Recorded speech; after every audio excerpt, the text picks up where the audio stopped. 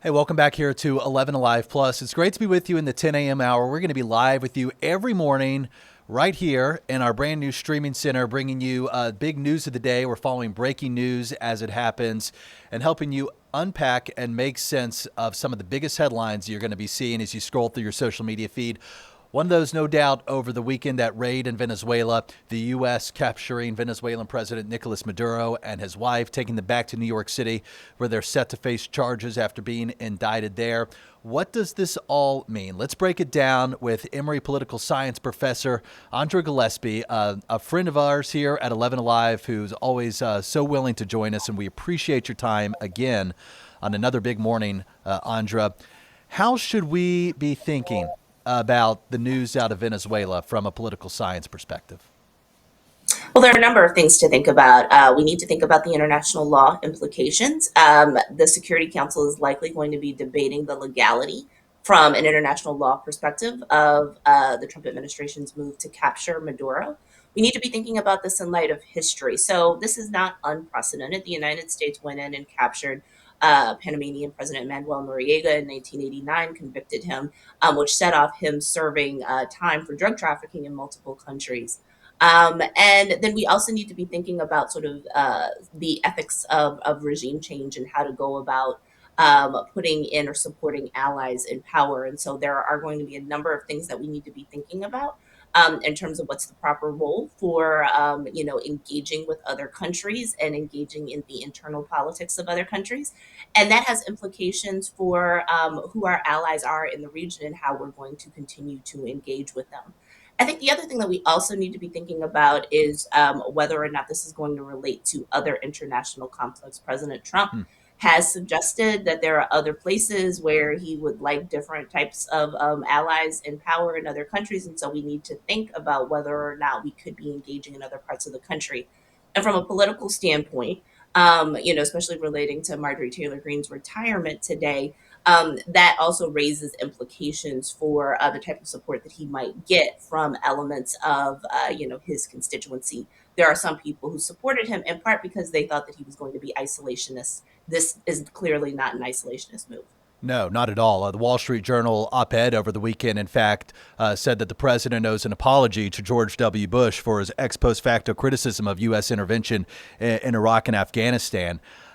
So what do you think the president now has to say to the critics within his own party who are isolationists, who don't want to see the U.S. involved in foreign policy like this? This is going to be a really tough conversation. I think the question is going to be whether or not members of the MAGA movement, especially those who are isolationist in terms of their foreign policy orientation, are going to put those differences aside in order to continue to support President Trump. Or are we going to see more critics like Marjorie Taylor Greene emerge who are actually willing to publicly buck the president? So there's going to be this larger question in Congress about whether or not they actually seek to try to intervene in the situation by cutting off funding that would actually support, sending troops to Venezuela, if that's what it comes to, or sending troops any place else in the world. So there is this kind of discussion about whether or not Congress needs to reassert its Article One authority to declare war on other countries and thus try to curtail the power of the president. And then there's going to be sort of this larger discussion about what exactly should be the focus of the administration. And I think that there's going to be a larger discussion about what the true motivations behind, our involvement in Venezuela. Is this about fentanyl trafficking, which was how this started? Or is this about oil, which has been the discussion in the last couple of days about making sure that the United States can kind of reclaim the infrastructure that it once had, that Hugo Chavez kind of, nationalized, that actually pushed American oil companies out of the region.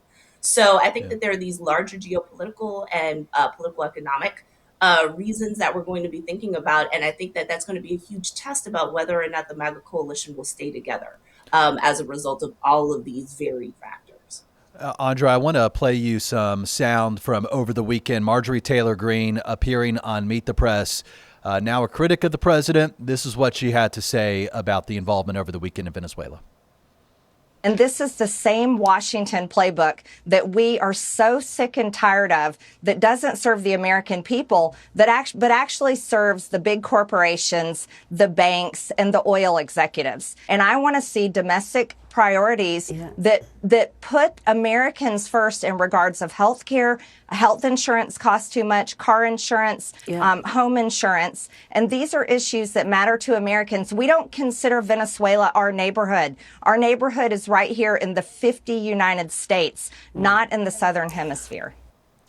I guess my question for you is, on this last day of Congress for Marjorie Taylor Greene, are we going to continue to see her on platforms like Meet the Press, amplifying her voice? What happens next for the soon-to-be former Congresswoman? I suspect that this isn't the last that we've seen of Marjorie Taylor Greene. She is saying emphatically in the press, she did a New York Times Magazine profile last week that suggests that she is done with politics for now and that she has no interest in running for anything again. I think we'll have to check in with her in a couple of years to see whether or not that is the case. But this is a woman who has millions of followers on social media. And so, it is highly doubtful that in the short term, she's going to lose those followers.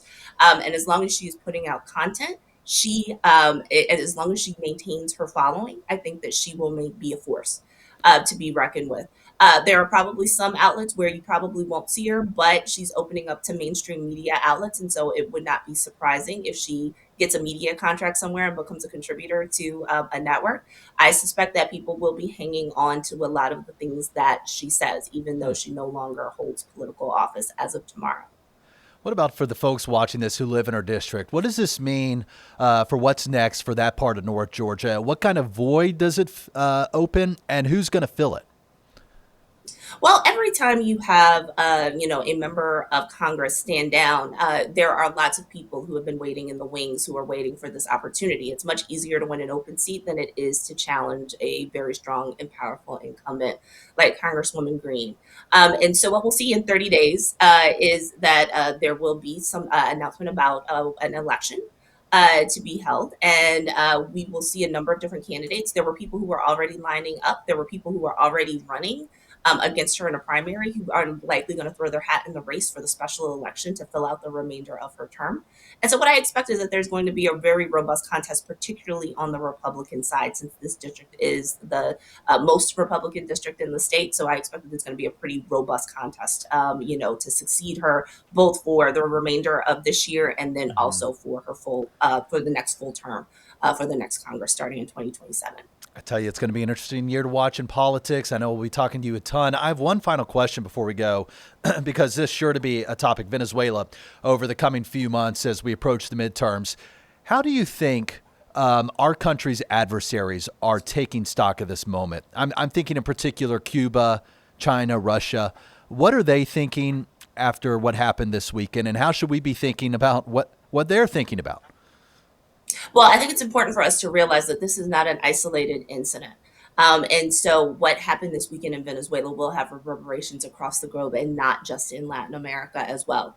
So Cubans are paying attention to this in part because Cuba and Venezuela have been strong socialist allies in the region. And Cuba relies on Venezuela for fuel. And so even kind of before the capture of Nicolas Maduro, the United States' interdiction did have trade implications for Cuba. There's also this larger issue of, we were largely not purchasing Venezuelan oil anymore. And so China had started to step in to become a trading partner of Venezuela. And so that has large geopolitical implications. And so I think you may start to see people, different countries behaving differently based on their relative strength to the United States. And so this is far from over. And I think that this is a lot bigger than just kind of the United States trying to, reassert hegemony in the region as we've done since the days of James Monroe. Andra Gillespie from Emory University. Appreciate your time this morning. Thank you.